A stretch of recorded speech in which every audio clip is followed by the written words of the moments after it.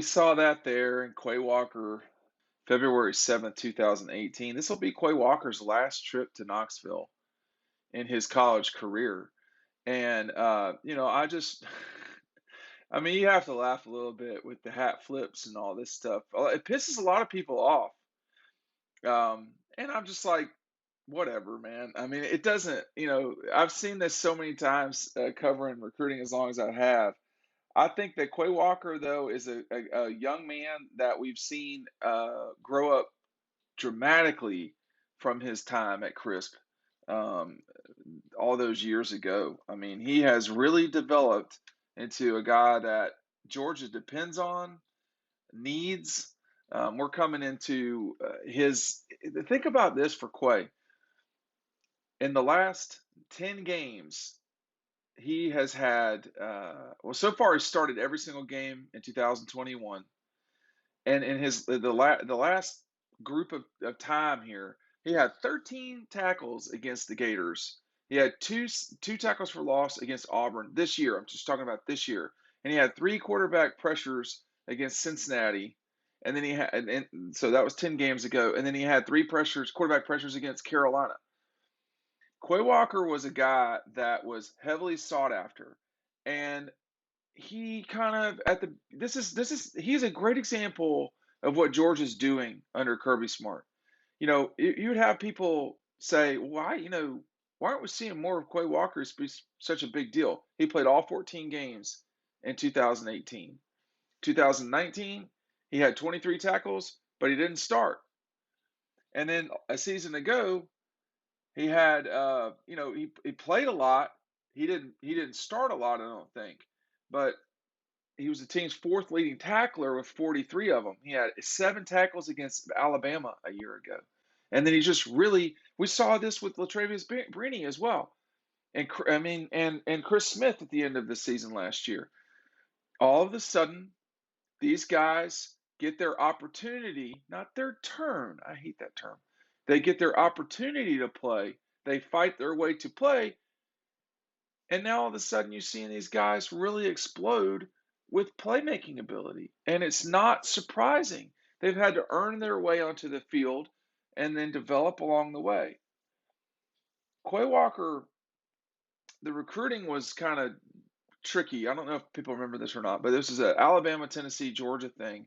And really, people didn't really know where he was going for sure. We felt like at the end of the day it was going to be Georgia, but we knew it was going to be tight and close. Um, and when you get down in South Georgia, which Cordell, I don't want to get into the geography of it all. Some people don't think Cordell Georgia is South Georgia, but it's getting down there.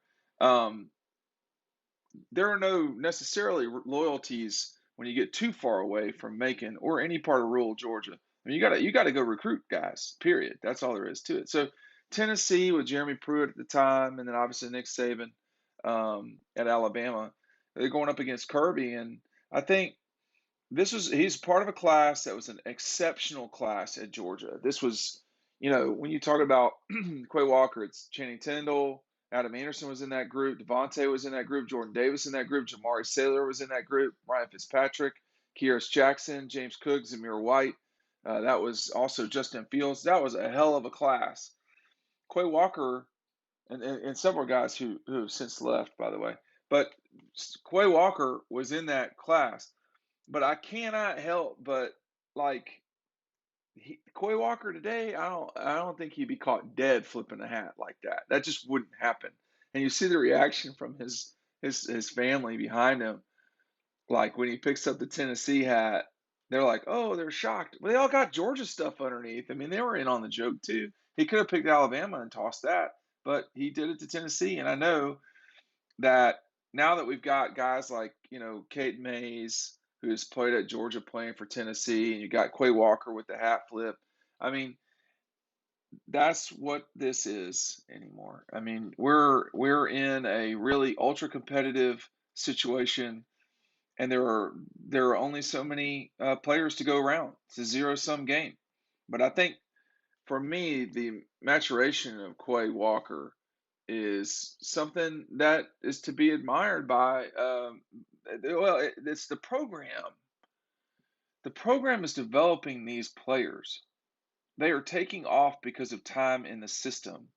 He was recruited by Mel Tucker, and Dan Lanning comes along and becomes his primary coach the bulk of the time as defensive coordinator at least.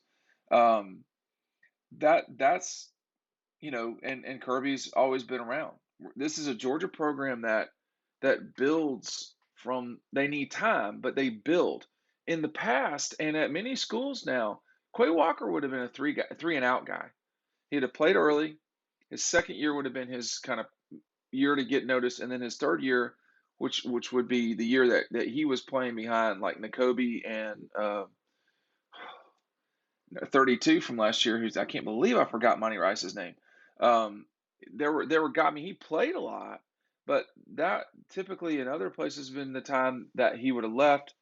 I think he has really grown the value of his time of his professional stock. He has grown the value of Quay Walker over these last 4 years.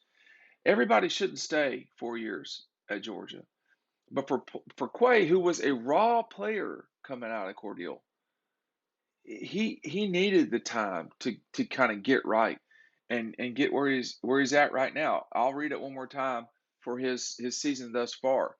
He started all 9 games of Georgia's season so far, 39 stops. That's the third best on the team. 11 quarterback pressures. That's more than one a game, and 1 pass breakup.